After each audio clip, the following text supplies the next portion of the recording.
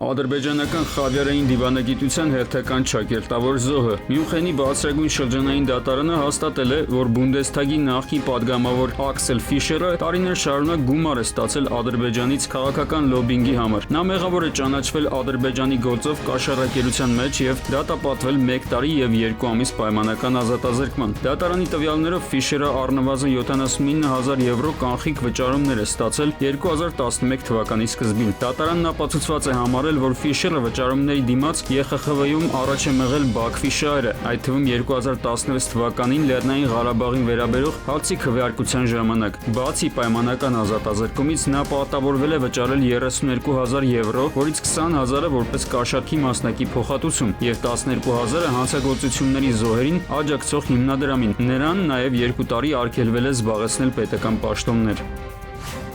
Հայաստանյայից առաքելական Սուրբ եկեղեցին 2026 թվականի հունվարի 22-ին դատարան է ներկայացրել երկու հայցադիմում կարգալույց քահանա Ստեփան Ասատրյանի նախկին տեր Արամ քահանայի դեմ։ Առաջին հայցով եկեղեցին պահանջում է պարտավորեցնել Ասատրյանին վերադարձնել եկեղեցու սեփականություն Երևանի Արշակունյաց պողոտայում գտնվող բնակարանը, ներառյալ բանալիները, ինչպես նաև վտարել նրան եւ նրա հետ բնակվող անձանց այդ բնակարանից։ Երկրորդ հայցով պահանջվում է վերադարձնել Արագածոտնի մազի Օհանավան գյուղում գտնվող Հովանավանքի եկեղեցին, նույնպես բալանիներով, եւ արգելել Ստեփան Ասատրյանին մուտք գործել եկեղեցու Սուրբ Խորան, Ավանդատուն եւ Ատյան։ Բացի այդ, եկեղեցին պահանջում է բռնագանձել դատական ծախսերը, ներառյալ նախապես վճարված պետական տուրքը։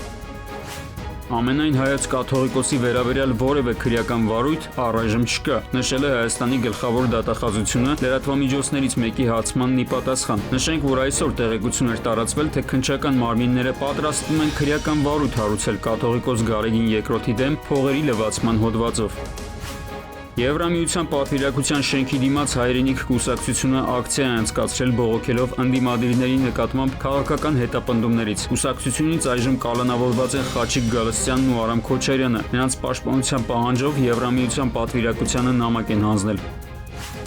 WhatsApp հավելվածում բացվել է կեղծ օգտահաշիվ կադաստրի կոմիտեի ղեկավար Սուրեն Թովմասյանի անունով, տեղեկացնում են կադաստրի կոմիտեից։ Կոմիտեի ղեկավարին չպատկանող հեռախոսահամարից ուղարկվում են հաղորդագրություններ տարբեր անձանց։ Խնդրում եւ հորդորում ենք չարձագանքել նման հաղորդագրություններին, դրանց միջոցով չտրամադրել անձնական տվյալներ։ Եթե ուղարկում են հղումներ, չբացել դրանք։ Ցանկալի է, եթե ստացել եք այդպիսի նամակ, արգելափակել օգտահաշիվը եւ նշել դրանք որպես սխարդախություն։ Կեղծ օգտահաշիվներ են բացվել նաեւ կադաստրի կոմիտեի այլ պաշտոնատար անձանց անուններով, նշվել է հաղորդագրությունում։